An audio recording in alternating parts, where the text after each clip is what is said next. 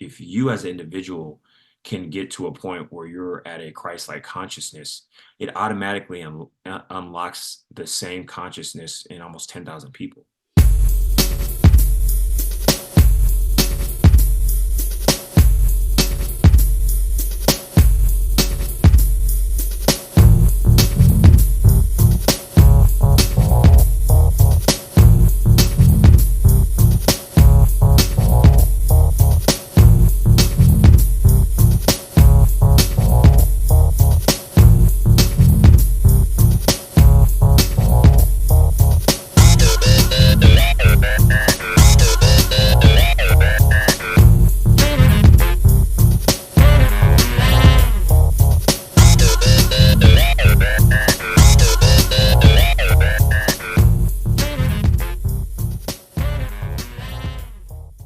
Welcome to Supernormalize, the podcast where we challenge the conventional, break boundaries, and normalize the seemingly supernatural. Join me, CJ, as we explore less uncharted realms of existence and unravel the mysteries of life experience. My treasured listeners, if you have a life story or healing modality or unique knowledge that you'd love to share, reach out to me at supernormalized, that's supernormalized with a Z, at proton.me. Let's together embrace acceptance of the supernatural and unusual as what it really is, completely normal. Today on Supernormalize, you'll meet Bret Lockett. He's a relationship and transformation expert, empowering individuals to unlock their true potential in love and relationships. Bret is a deep individual who's done a lot of self-exploration and has done so with consciousness. So what I mean by that is he actually does a bit of a diving into his understanding of the spirit world, intuition, psychic mediumship, and also his understanding and experiences of psychedelics as well in relation to that. And it was quite a wild conversation, and I'm sure you'll enjoy it. I did. All right, enjoy. Welcome to Supernormalize, Bret Lockett. Bret, you're a busy man, and I appreciate the time that you've actually come to share with us about your experiences of the supernatural. You know, you actually do relationship and transformation for people. Tell us about your world. We know nothing about you. Well, first of all, I like to stay busy because if I'm not, that's when I get in trouble. So busy keeps me out of trouble, right? First and foremost. But for those of you, and I know you guys are all the way in Australia, I'm on the other whole side of the world here. But for those that don't know who I am a former NFL player. That is football in American football. I know it's different in Australia. And I'm also a love and relationship coach as well as a transformational coach. So I like to tell people I help you realign yourself or find your soul, realign yourself with your soul, if you Okay. will. So That sounds like yeah. something that actually happened to you then. So, what happened to you to actually discover this sort of path for yourself? Oh gosh, life happened, right? We all, first of all, we all chose to come here. That's the biggest thing that I think we Yeah, all we all need to absolutely. recognize. And I don't think enough people understand that yet, right? But we chose to come here, and and part of that purpose is to figure out how to get back home, right? And we're not home. This isn't home. This is a temporary part of us going through a journey to get back to where we originated from. And so for me, I think the big journey for me, or the big awakening for me, was understanding that I am in fact here to create a tapestry of whatever it is that I want to bring to this world and leave it here before, and get to the point where I can leave something, significant here before I go back to wherever that place is that I came from. You know, so I feel like we all have this dharma, which in ancient Sanskrit is like this destiny, right? A predestined kind of approach of life. However, I feel like the book is not completely written, right? The chapters may have titles on them, but the what's inside of those chapters haven't been written. And so I feel like life has just been finding me over and over and over, or we can say the other way around, that I've been finding life. Do you think that your life has been destined then in that case? It's like you are just walking into your destiny?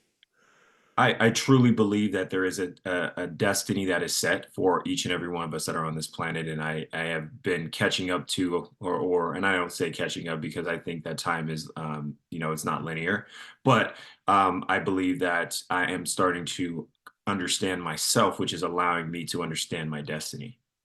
You just said there time is not linear. What's your belief about time? So for me, time is based on perception Okay. because when the only reason why I feel like we can dictate and say that time as human beings is linear is because we have a past, right? Mm. However, that past has already happened and there's no longer anything that we can go back to, right? And so it's a complex time is always a complex conversation. And when you talk about quantum physics or altered state of consciousness, right, when time dissipates, it becomes a way for human beings to keep metrics and track of what's happening. Do I believe that there is seasons for the sun and the moon and all of that? Absolutely, 100%. But I believe time is relative based on the perception of the individual. Mm, mm. Right. And we can Did go down the rabbit hole with Einstein and, E equals MC squared and whatnot. Right. And that's a whole other conversation. mm. When I was younger, I used to think that time was sort of linked to my metabolism and how it was processing. And when it was processing fast, then time would go faster. And then when it was processing slow, my experience of the world would be that the world was slow and sort of just different. So yeah, That's maybe. fascinating. Mm. So your metabolism in terms of your ability to be able to process energy, Yeah, exactly, mhm, that's exactly. fascinating. Yeah, and then that would give me a different lens upon the world and my experience of it. So yeah. That's exactly and that's kind of where I was leading to as well, is that Okay. the perception on the reality is the time, it's the metric of time, right? And so whether like for instance, I teach breath work, right? And we'll Yeah. talk about that. And when you're breathing, right, the first few minutes kind of, I'm not gonna lie, they suck. They're not fun. It's called breath work for a reason. You're working. And after, about 12 minutes, you go into this state of hypersuggestibility where your prefrontal cortex turns off, right? And that's the part of the brain that is the thinking brain, the monitoring, the kind of the ego, if you will. And so when that turns off, when the ego turns off, you completely go into this state of hypersuggestibility and you lose complete track of time. Right. And so it really shows you that the brain has a built-in mechanism that allows us, and it's a good thing because it allows us to focus. But when that focus can be turned off and we can move into a clearer state of consciousness, we can truly move through time. And that's where you start talking about astral travel and things of that sort. Right. Mm, mm, mm. Yeah, my wife practices breath work as well with people, and yeah, I've done it a few times now, and yeah, it's phenomenal. Once you get that breakthrough, lots of wild things happen. Lots of things happen. I always say, it's like getting high on your own supply. Yeah, yeah, You exactly, know, exactly. So, what's you your know, experience of touching into the supernatural and those sort of parts of experience of reality? Yeah, so for me, I've been going through kind of, I'd say this awakening process over the last probably about 8 years or so. Okay. Started around 2016. And that was when I was first introduced to breath work. Hmm. And then right around that same time, I was introduced to dimethyltryptamine, which is, everybody knows it is DMT, right? Yeah. And I started to have experiences doing DMT about once every quarter. So I think I did it my first, like it was 2017. I think I did it Mm. once or four times that whole year. Okay. And the first time I did it, I was like, oh my God, this is the most incredible thing that has ever happened. My brain is anybody who's ever done something like DMT, because mushrooms are a little bit different, or psilocybin, I should say.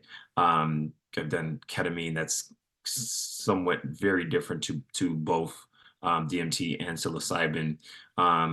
I've also experimented with like San Pedro and things of that sort. So I understand psychedelics, but and I haven't done ayahuasca. That's the only one I haven't done.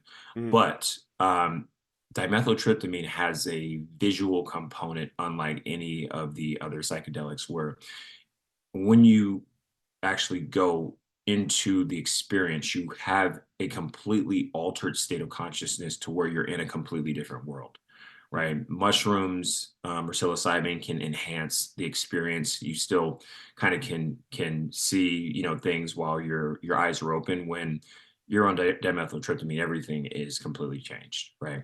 Yes. And so for me, that was kind of a big awakening moment for me, where I was like, okay, there's clearly something else out there that we have no clue about. And Mm. so that led me down the rabbit hole to where I was continuously doing it. And when I say continuously, not, like I said, 4 times a year. But the third time I did it, I had this kind of uh I left my body, if you will, right? So normally when I was doing DMT, I would still know that I was at, the person's house I was doing it at. I knew I was still Bret. I knew I was still in my body. The third time I did it, it was a complete, it was a complete removal of consciousness to where I evaporated. I didn't know who Bret was. I didn't have a body anymore. I became pure light, and it was almost like being taken to the universe, shown who the creation of everything is, and then being brought back into your body. That was that was the experience, and it blew my mind, but Mm. it in a good way, right? It allowed me to understand why I'm here and why each and every one of us are here, and it Mm. also connected me with the world, right? To where when I came out of it, I was the most calm and quaint person. I remember going to dinner afterwards with my ex-girlfriend. She was like, "You're so calm right now. Like, what happened?" I was like, "I just have no answers. I have no answers. They're answered. Like, there's nothing that I need to ask anymore." And the day after that, I remember I was at her house and I was taking a shower, and I thought about my grandparents who had passed and a cousin who had passed, and I don't know why they popped up, but I started crying. And when I got out the shower and I'm getting dressed in her room, and there's a ceiling fan, kind of you can't see there's a ceiling fan here, but ceiling fan with the light on it. And you have to press the remote to turn the ceiling fan on. And the light just turned on and then turned right back off. I didn't touch anything. Light turned on, turned back off, and then turned on and stayed on for a third time. Mm. And You I got the was spooked. message. I was spooked. Like, because I was like, this has never happened to me. I was like, what the hell? And and so I called my buddy who I had the experience with, and I'm like, hey, this just happened. Like, what the hell's going on? And he's like, you're tapped all the way in. He's like, buckle up, buddy. You're tapped in now. And so that was like my first kind of stint to the supernatural, right? Mm. Of Mm. understanding that there is other dimensions, there are other beings, there are several parts of the I call it an alternative reality that most people don't ever have access to because they don't know it exists, Mm. right? I look, I know exactly what you mean, and I've experienced a lot of those methods and means, to put it a I'm better way. curious, CJ, like what's been one of the wildest supernatural things that you've ever experienced? Because Okay. So I hear all types of stuff. now I'll talk about ones that happened on the natch, so totally Okay. natural, and I'll also Yep. talk about ones that happened because of my reaching into the spirit world with the help of psychedelics. Uh-huh. Okay, so the one that happened on the natch, basically, I was living in a house in the forest, and with my partner at the time, and she and I were enjoying the peace of being way out in the forest. I didn't realize also that this house that we're living on was actually on a field of crushed crystal, like because the way the mountain was is where I was, this mountainside had pretty much collapsed like probably hundreds of years ago, and Right. all of the ground was like smashed crystal quartz. Oh So wow. that makes it like an antenna for weirdness. Now, I Sure. didn't know that at the time. I was pretty naive to those sort of things. And I also didn't know about at the time that she had been an abductee as a child, and I didn't know that. So we're together and things start happening in the house. We only moved in, and like within a week, we're starting to have phenomena in the house, like literally beings walking across the roof, the ceiling, and you can actually hear them inside because it was a metal roof. Mm. And So you it's can like a hear, tinking noise. It's like a tink, well, tink, tink, tink, tink. no, no, it was actually footsteps, like somebody walking, a Oh, heavy, wow. heavy set person walking across the actual roof, and like, what the hell? Go outside with a torch, there's nothing there. Can't see Oh, anything. And wow. she could stand there and walk underneath it, hearing it, and I'm on outside with a torch going, there's nothing there. So whatever's That's happening is in a parallel dimension, but still that's affecting us. beautiful. Now Right. this stuff's happening over and over, and then it got to a sort of crescendo one morning when my daughter was staying over. She was only, I think, about 5 at the time, and she liked to sleep on the lounge because there was a really comfy leather lounge, and we made a big nest for her. And my partner and I are in the bedroom, and at about 1 a.m., we'd been asleep for hours. I sat bolt upright, and I said, pretty much without any control, I just said, "They're here," and I was pointing towards the ridge through the window, but the window, the curtains are closed, and this is Right. late at night. I can't see anything, and I can't see them through the window. And she said something. She goes, "What do you mean they're here?" And I said, "I don't know why I said that." And then we hear this sound, and it's a reverberation coming over the edge of the ridge, and it sounds like I mean, if I was to pin it nowadays, I'd say it sounds like a very very big drone, Mm, like an mm. electrical polyphonic sort of sound, and it also has like a beat to it too, and it's coming over the ridge, and you can hear it reverberating all around the valley that we're in, and it comes and Wow. hovers right over the top of the house, and I go into the lounge room, and my daughter's awake, and I turn the light on, and we're all standing there, and my daughter comes over and she says, "Dad, turn off the fan," because she thinks it's a fan. Mm. And I point to the fan. I said, "The fan's not even turned on," Oh, you know. wow. And we're standing there, and all of our, we're looking at our arms because all of the hairs are sticking up in our arms. You can feel electric in the air. This is happening for about maybe a minute, and then at no stage do I think to go to my desk and grab my camera or my microphone and run outside and catch it. I don't think you would have made it anyway. Probably might not have come back, but anyway. They wouldn't, right? Yeah. Wow. So Wow. that's That that's is that, yeah. did you get a look at the size of the ship? No, that's the thing. Yeah, It's wow. the strange thing is it's like it doesn't, for some reason it did not occur to me that I should just run out and have a look. Yeah. It just didn't occur to me. So it was so strange. And it moved away from our house. Literally, you could hear it go down to the next house. Hmm. And still not thinking about it. We're like, oh, well, that's over. And we all went to bed. And it was like, what? Why did we do that? We Like don't know. nothing even happened. Yeah, It's like just it's nothing happened. It so was like, normal for you. You're just like, oh, it's just another one. Well, we'll catch it yeah, next time. yeah, yeah. So that happened. And and I'll talk about another time. Okay, so I'm in Thailand. I was actually in Thailand to write a book at the time. That was the intention, and my friends turned up to catch up with me, and uh, we'd taken some mushrooms because they had these mushroom omelets that they would make at these resorts in Thailand back in the day. This is actually like way back. So we're thinking about I was gonna 99. say, are they still doing that right now? I don't know. This is 1992 or 1991 from memory. Okay. Uh-huh. So it's very, very simple island life where we are. And it comes up, and my friends are too scattered to go outside. And I feel this urge to go outside, and I walk outside, and I keep on walking, and and I think I'm seeing people that are making love outside, but I turn and I look at them, it's actually trees. And I keep on catching the trees, it looks like lovers. And I'm just like, whoa, okay, this is wild. I'm seeing nature spirits for some reason.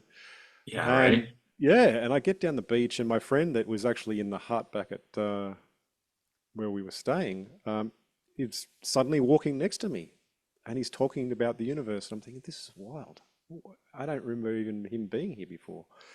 And I look at him, How do you get here? and I look at him, and I'm thinking, what are you talking to me about this? And I said, wait a minute. And I look, and I can see through his chest the waves on the beach Oh, because wow. he's see through. And I said, wait a minute, you're not turning. And I put my hand through through him, and he vanishes instantly into a rainbow. And I was like, ah, okay, that was a spirit.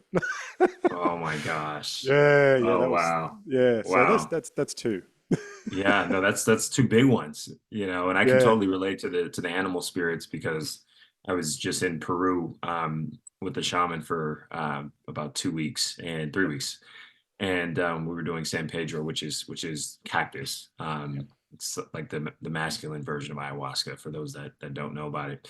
And I remember the first time I did it. Normally, it takes about anywhere from an hour to two to kind of kick all the way in. And so, I'm hiking all through the valley, and we're in Sacred Valley in Peru, which is beautiful. If you've never gone to it, it's absolutely magnificent. And I'm just hiking, and I realize I'm all by myself out there, and I'm just like, this kind of sucks. Like, I have no cell phone service. I didn't realize how attached I was to being able to communicate. And I just kept walking, and I started just hiking all through the valley, and I'm thinking I'm on the San Pedro. And I realized about 6 hours later it didn't even kick in. So Oh, it was just me moving through emotions, which was kind of mind blowing, first of yeah. all. But Yeah. then once it did kick in, I was like, oh, I can, everything is lit up. All the mountains were speaking to you, and the trees were talking, and you're like, oh, okay, now I get it. I get Yeah. it. Yeah. It You know, makes they'll the world an have amazing place, doesn't it really does. I mean, it highlights it? exactly what it's supposed to look like, I feel like. Yeah, yeah. I think that sort of nature connection, that sort of, well, you could almost say like an animist view of the world, is pretty much nature for us as a child. I think, when you're a child, you have a more like a magical sort of view, a magical sort of thinking, and that gets drummed out of us through, um, you know, living in our Western society, and puts us into a sort of like a corral and makes us think in a certain way. Well, it all makes us think the same way. Yeah, That's the problem. a productive We're way. we're all getting put into a box. I mean, Yeah, I truly believe the best thing that you can let children do is let them go outside and let them play play. all Yeah, day. If they're under absolutely. 7, the best thing you can do is just let them go explore the world, That's it. That's it. you know. Yeah, that's But key. we live in a very different society. By the way, I just saw that you guys now have a digital ID. Is that correct? Yeah. Oh boy. I think Australia and Canada are having a match against who can be most fascist. So we'll see. Oh boy. You're not going to be able to do this podcast in a little bit. Make sure we Oh, get all the not episodes well. That's right. Not unless I get all my out. whatever's stacked up. I know. I know. Get them all. Send them to me and I'll release them. Thanks. I got you, CJ. We got to get this out. Yeah, for sure, for sure. So, Yeah. Brett, what actually spurred you towards exploring psychedelics back there then? Was that just a group of friends that knew things, or did something happen to you where you just went, oh, wait a minute, I've got to know? I've never really explored psychedelics for, just recreational purposes. It's Mm, always been therapeutic, more spiritual. It started with breath work, and then, it's like, well, do you like breath work? And I'm like, well, yeah, it's great. And they're like, well, do you want something a little bit more profound than that? And I'm like, there's more. And they're like, oh, there's a whole lot more. And I'm like, oh, well, what are we doing? And they're like, well, we'll start here. Let's try DMT, right? And you so started there? that's where I started. Yeah. So, I mean, a lot of Yeah, places you can start. that's I right. Yeah, you started could start there. with something light, or just take the rocket ship.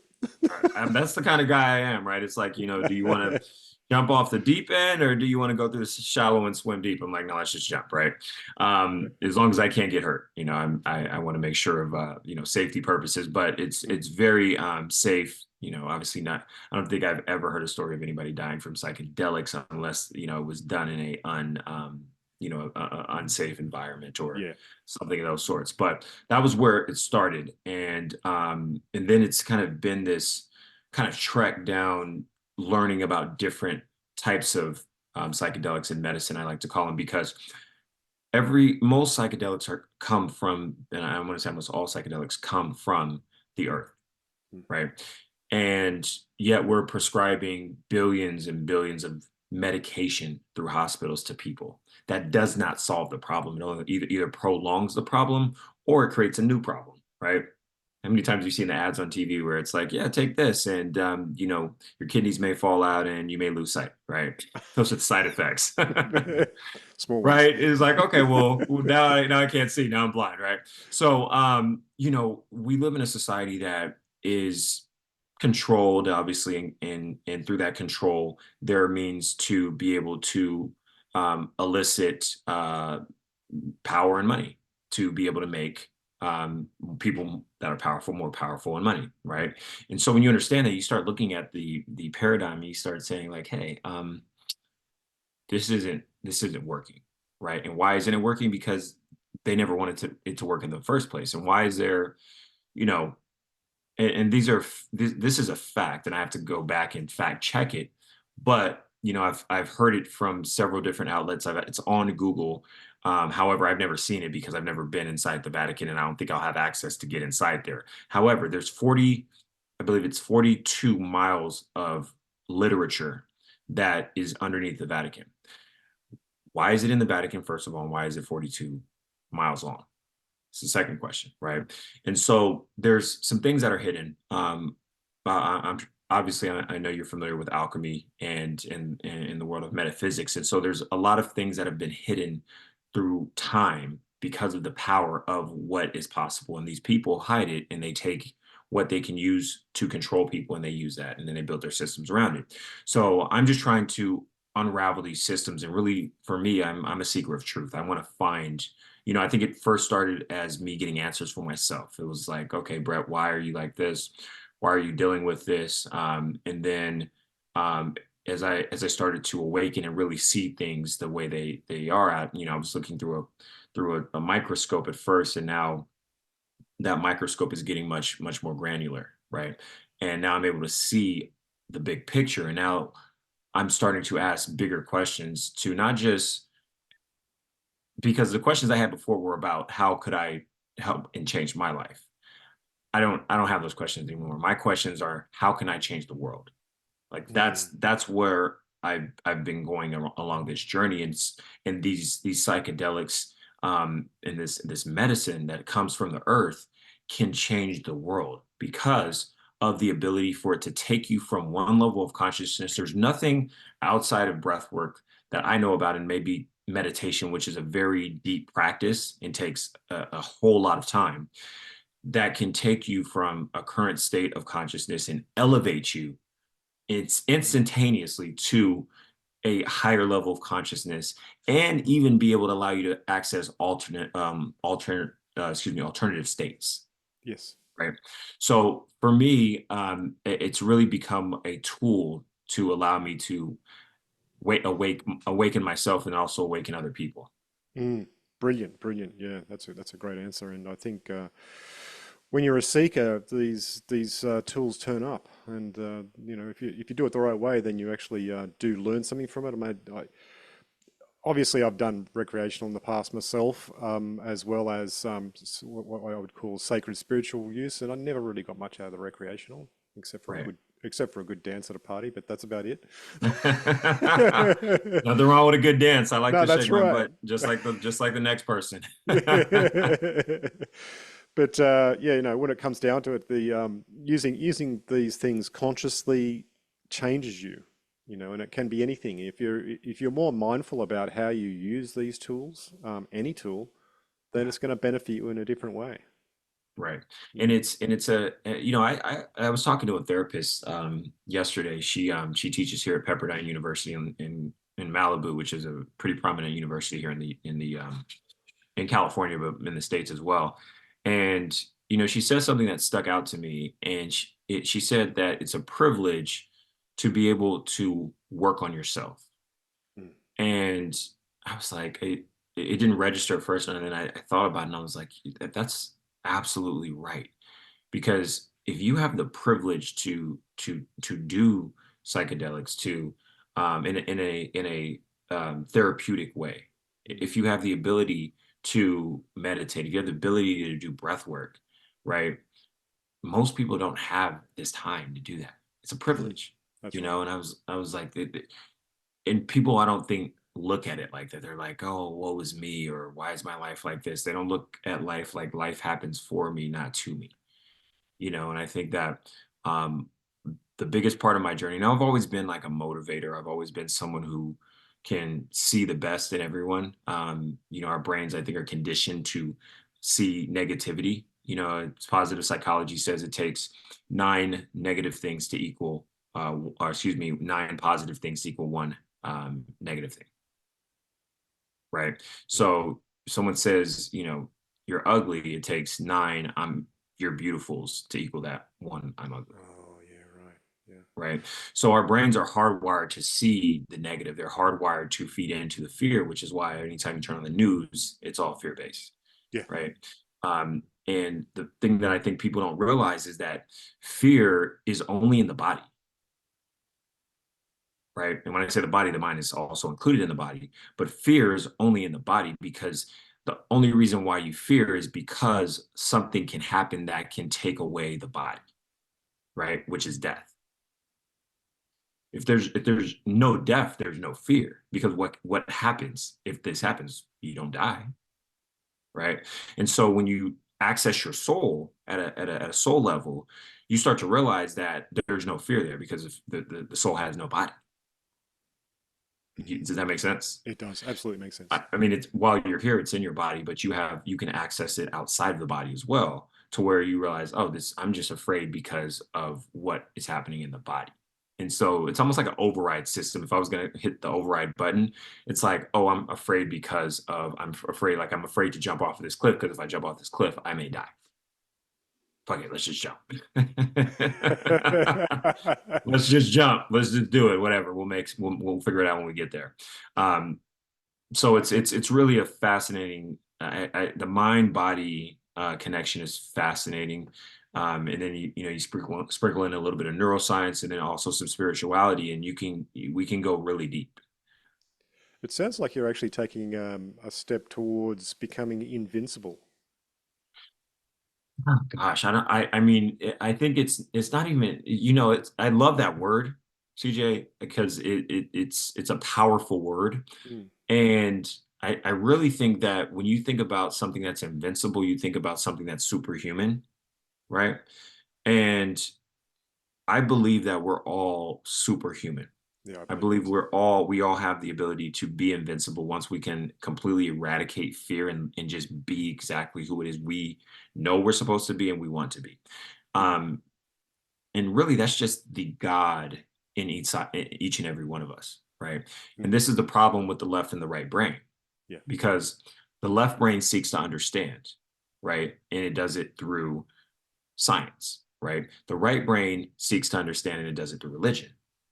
And so what happens is anytime you're worshiping a God, you're creating a barrier between you and the divine because the divine only knows you because you are divine. Now, when you put a barrier, you now put yourself below something and start worshiping something. There's no way for you to become your highest and best self. Mm. Yeah, totally agree. I think the whole suppression of all that is um, all of the information that could release this is pretty much in that Vatican, those Vatican vaults. Oh, it's definitely in there. I mean, I was the oh gosh, in DC, I think it's the doors of Congress have the god Thoth, the Egyptian god Thoth, on their doors. In the Right. United States Congress, going into the Congress doors, that Thoth is on the outside, right? So why is that? Yeah, why is that? We're not in Egypt. Why is he on the outside of Congress, right? Mm. Why does we can go as deep as Project Stargate, in the I believe it's the 70s, late 70s, going into early 80s when Reagan was in office, right? Why were we running projects like that? Why were those projects successful, Yeah. right? For those of you that don't know, Project Stargate, and there's other projects that other names for that project, but it was when they were taking random people off the street and they were taking them into the CIA and turning them into super psychics, right? Which is fascinating to me because what that says is that everybody has the ability if you know how to use it. That's right. Everybody's got the superpower as long as you know how to do it. And, this is what's kind of taking me into this lane of working with mediums and psychics and, psychic mediums who have become really good friends now, but also I've been able to understand it at a very high level. Mm. How they can see, what they can see, how they pick up on certain energies, and some of them are much more gifted than others. That's just how their I would say their DNA is wired while they're here in this life. But you know, I'm I'm I'm a big advocate and a big what's the word I want to use? Um, there's a esoteric system that has been brought into form, called the gene keys, which I'm not sure if you're familiar with. I Okay. am. Yeah. And the gene keys is just fascinating because it's broken down into your genetic profile that allows you to access and understand. It's like a portal of encyclopedia for your DNA and for who you are. And I love it because I've used it in all parts of my life, and it's been able to get me further than I think I've ever gotten myself, which is beautiful. But it talks about in the 19th gene key, it talks about the futuristic human being. And it talks about how there's people who were born here at this time that are future versions of who we're about to become. And it's an example to show us of what our possibilities can be. Yeah. Right. And we see it all the time in sports. We see it all the time where somebody, the 4 minute mile, all of a sudden, somebody ran a 4 minute mile. Now, all of a sudden, the next year, 18 people, you know that story, right? Yeah. Yeah. Right. It's the resonance goes around the world and everyone picks it up and then other people are able to do it And as well. everyone's able to do it. Right. And Yeah. sometimes you need examples. And so those people are here now, Yeah. and they're being born, every single day. And those are the people that we see do these incredible things that show us, oh, I can be free. Oh, I can do whatever I want, right? And we need more of that, and that's why I do what I do, because I want people to awaken to that and understand, if you live in that vein, you now inspire more, right? In the Gene Keys, it talks about, if you can get, if you as an individual can get to a point where you're at a Christ-like consciousness, it automatically unlocks the same consciousness in almost 10,000 people. That's it. That's the key, I think, actually, is the Christ consciousness for sure. Right. So there's a lot there, but I mean, I was just going and I digressed a little bit, but No, no, no, no. It's all really good information, and I think it flows very well. So yeah, no, it's a great sharing. Thank you. yeah, of course. Yeah, yeah. So you're working with people in groups at the moment. You mean, like you said, you were training at the start, and but then do you work with people as individuals as well to assist them in their change? I do. I do. I have individual clients. I have group clients as well. Mhm. I tend to like groups because it allows people to be more vulnerable, Right. right? Because individually, sometimes individually they love to. I feel like people enjoy listening to someone else share and be vulnerable. It gives them permission to share. And Yeah. sometimes Right. people aren't in that space to share. And that's why, if I am doing, especially working with men, women are different. Women will just spill out their whole heart, and you're They like, don't oh, stop. wow, They don't okay. stop. No, they don't stop. And I love it. They're vulnerable, they're emotional, and I love it. Right. But men, it's harder to pull certain things out. And so Yeah. dealing with men, if you put them in a group and one is vulnerable, now all of a sudden the other one's like, oh, I can talk about this. Okay. It's kind of like, I don't know what your Netflix looks like in Australia, but I recently just got done watching this show called Reindeer. No, Baby Reindeer. Right. Is Okay. that? Do you know if That's that's on that's there? on here as well. Yeah. Okay.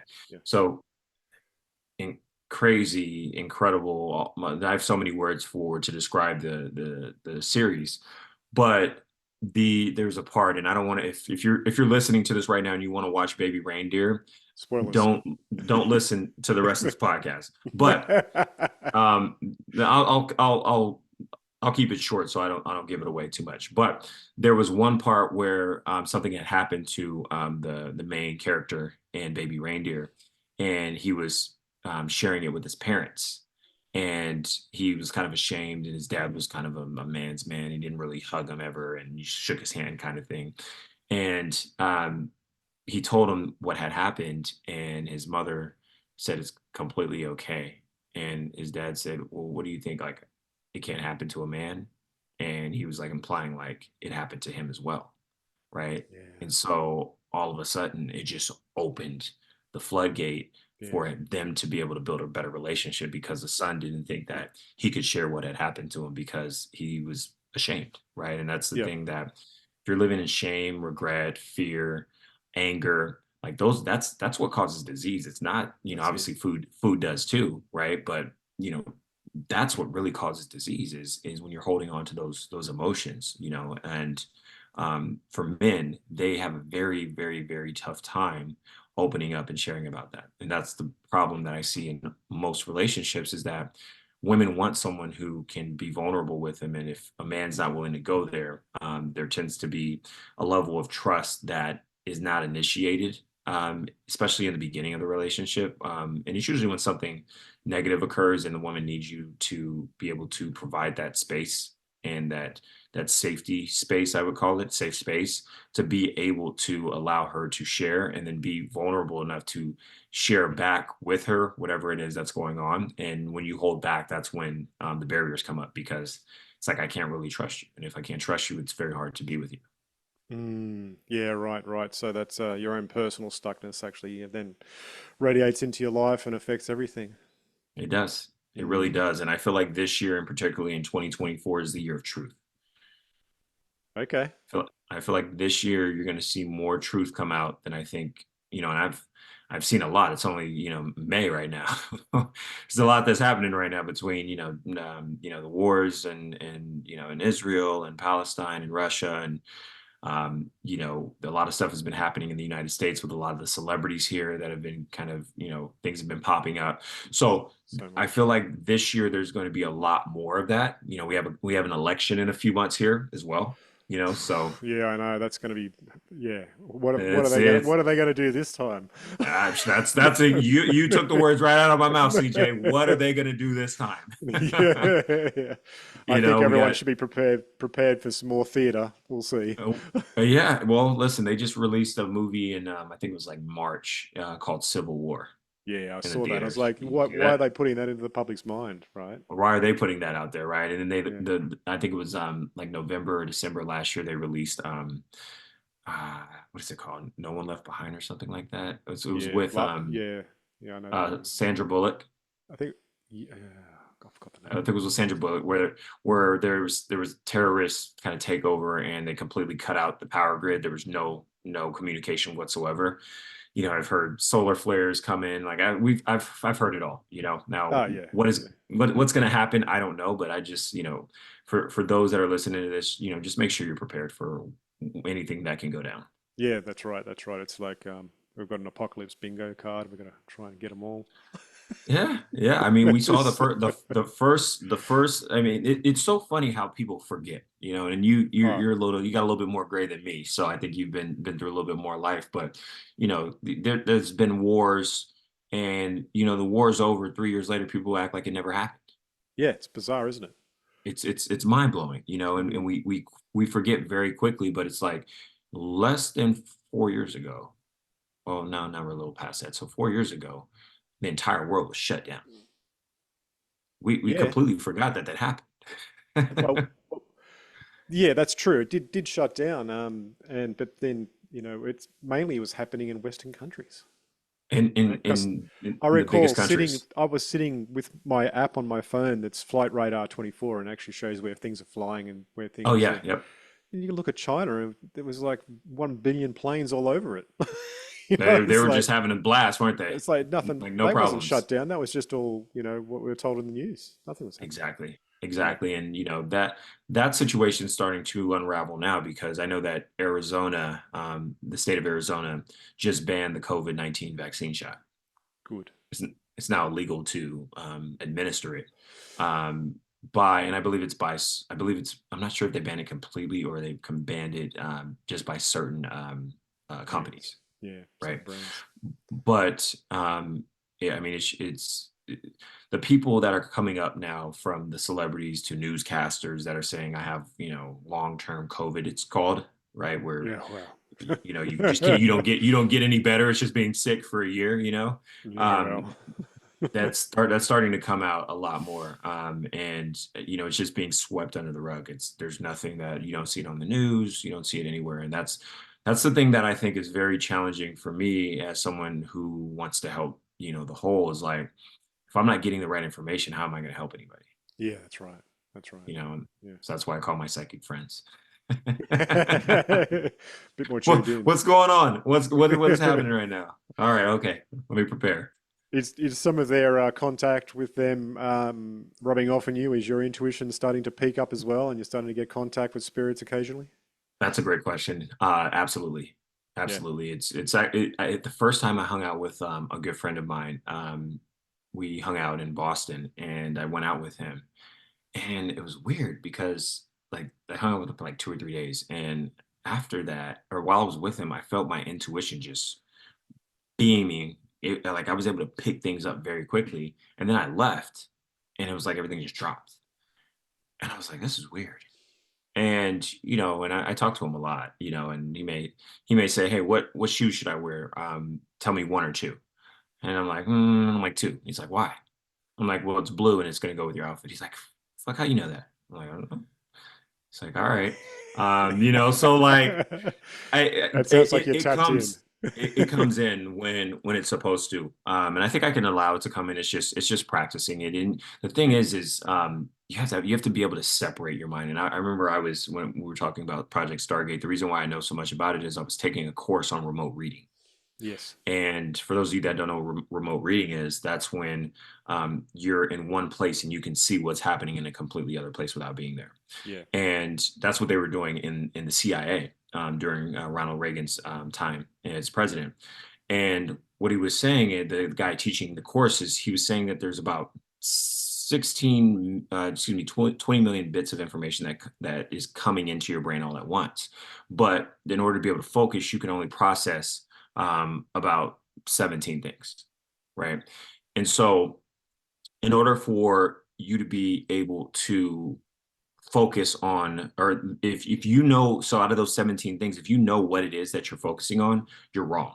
Right. So if you're doing remote viewing because you have to write on a piece of paper, if you think you know what you're looking at, you have no freaking idea, because what the left brain does is it tries to make the logical mind tries to rationalize and say, this is it. Yeah. Right.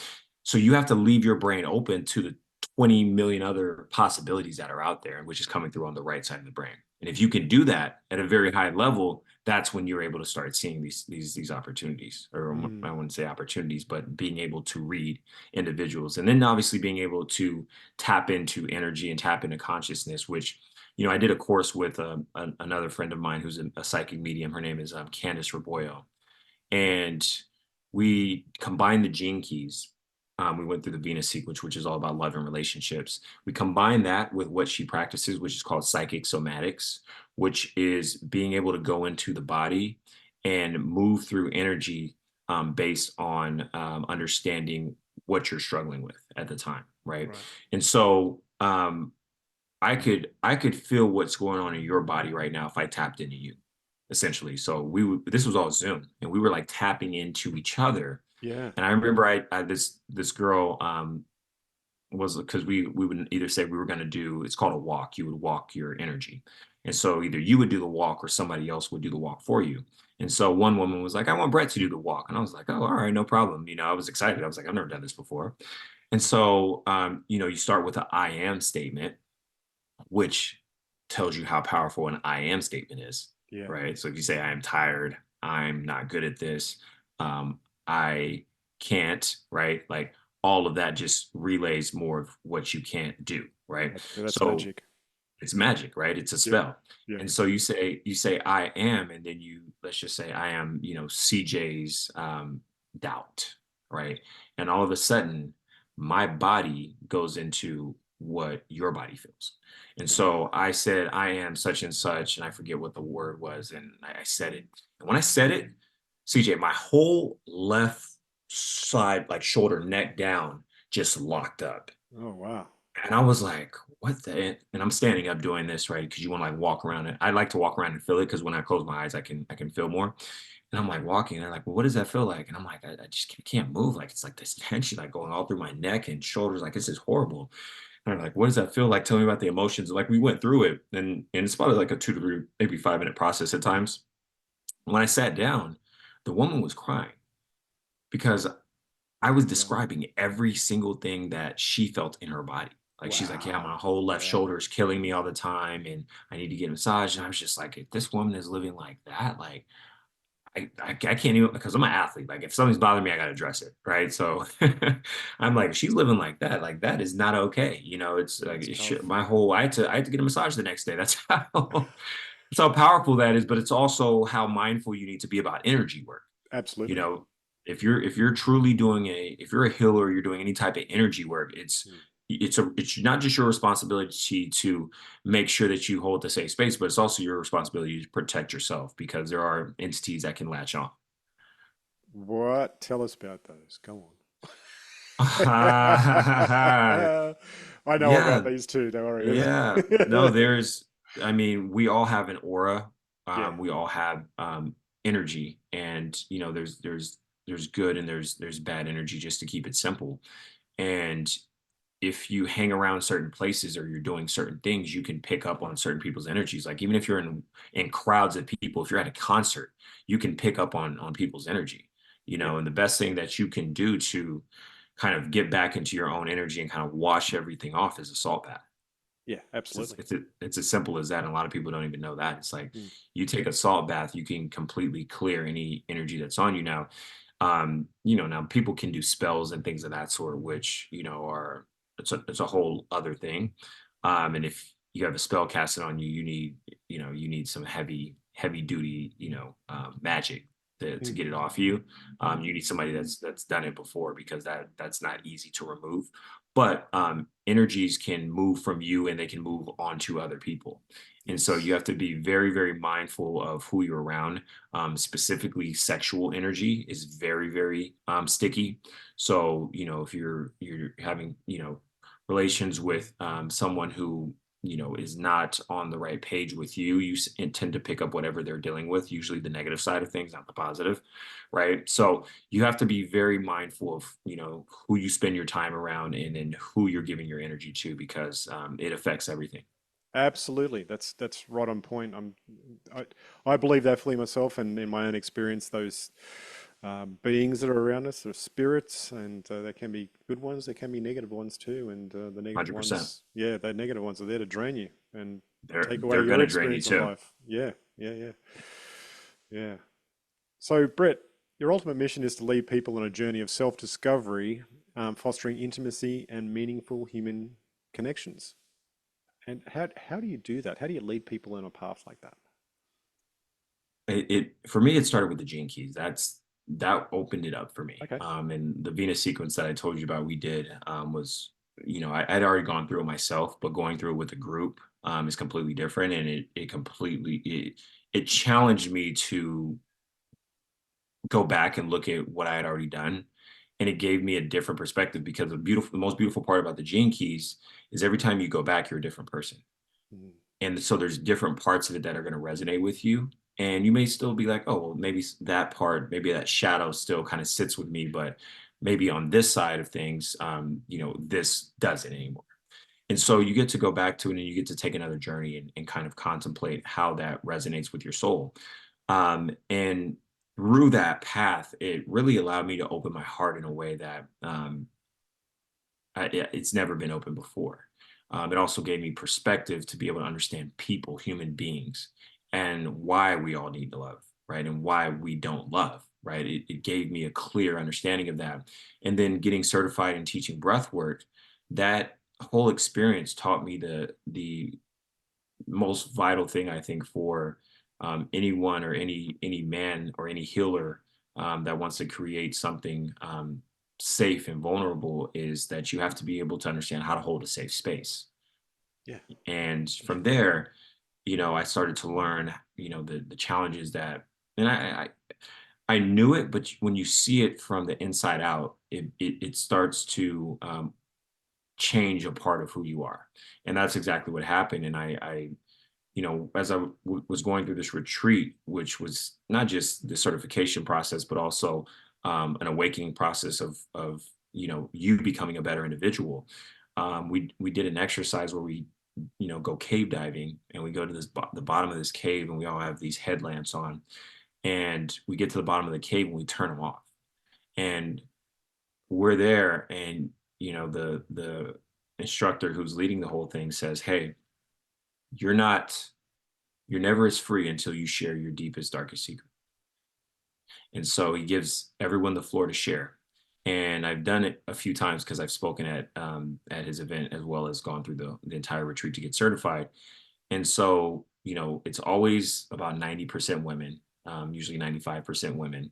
And everyone who shares, there's always something about, sexual abuse, or, some sort of issue where a man has done something to a woman. And I'm not to say, it's not pointing out that all men are bad, and everyone has their own perspective, but these are all very deep stories that you can clearly see that if we can help men understand how to open their hearts and how to deal with all of who they are, and a lot of it is honestly like their sexual nature. I think that if we can all understand how to, it's not about control, it's about understanding our sexual nature and understanding how that lives in our lives, because I see it across the board where, because this happened when you were 6, this is the reason why you're doing what you're doing right now, right? And it all goes back to our childhood. But for men, Yes. it acts out in different ways because we are physically stronger than women, right? And a lot of times, if we don't understand how to um, learn how to utilize our life force, our chi, our prana, you tend to put that on other people, and that's where the challenges are. And this isn't just in America or anywhere else. This is across the world, Yeah. right? When you look at, and I'm not against, it's not about religion, but when you look at certain religions in the Middle East and how women are suppressed, or you go to certain parts of Asia and you see what the culture is like, you start to look and you start to realize why we're dealing with what we're dealing with, right? And until we can start to balance more of that yin with the yang, we're going to continue to see what we've been seeing time and time again. And it's starting to change, right? We're starting to come back into balance. The feminine is starting to rise because women are becoming more independent. And that's where it's kind of coming in from. And what's going to happen from there is those independent women are going to start raising some very, very strong men, Mm. Yeah. and some very loving men, right? And that's what's going to start to create this balance. But until we can start to liberate, I think, women across the board, across the world, right? And this I mean, this is the same energy that's been going on since the witch hunts back in in Europe in the 1800s, Mhm. right? It's time and time and time again over time, right? And we're just starting to now become more aware of it, I think. And two, I think as a society, we've become more nimble and fair to where you're not just going to kill anybody. That just doesn't work like that anymore. At least in some of the Western countries. Not going to speak for everybody, right? Yeah. Yeah. So that was the reason why I got into it. But as of now, it's still my focus to work with women. But now is the time, and I've realized that probably over like the last 6 months, is now is the time to start creating more groups for men, Right. Right. Excellent. because we need it the most. Yeah. Yeah. Yeah. Wow. I look forward to that coming through. So, Brett, we're coming towards the end of the podcast. Is there any single message that you'd like to get out to the men and the women out there in the world that you think they need to hear to be able to help them in their lives right now? Hmm.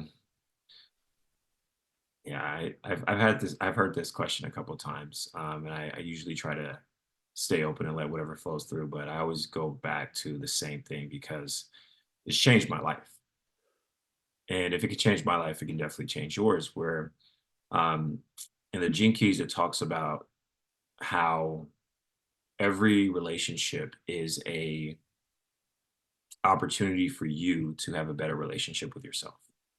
And when I say every relationship, I'm not talking about your significant other or someone you're dating. I'm talking about the person at the coffee shop. I'm talking about the person in traffic who cuts you off. I'm talking about your kids when they're yelling and screaming.